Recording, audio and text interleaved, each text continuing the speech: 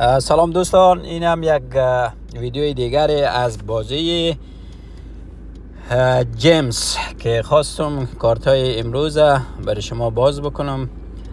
جیمز هم یکی از ربات های جدید تلگرامی هستند که در این اواخر طرفدارای زیادی را برای خود جذب کرده. کارکردش دقیقا مثل بازی همستر هست که شما با خریداری کارتایشان میتونید ساعت پروفیتتان بالا ببرید و همچنین همه روزه 5 میلیون جایزه را در نظر گرفته که با باز کردن 3 تا کارت شما میتونید 5 میلیون جایزه را دریافت بکنید و من خواستم که این کارت ها را امروز برای شما باز بکنم.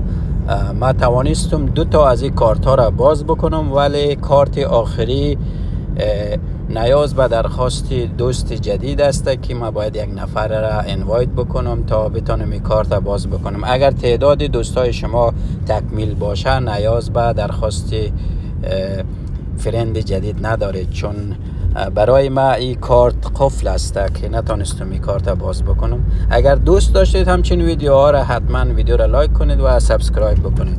تا ویدیوی بعدی.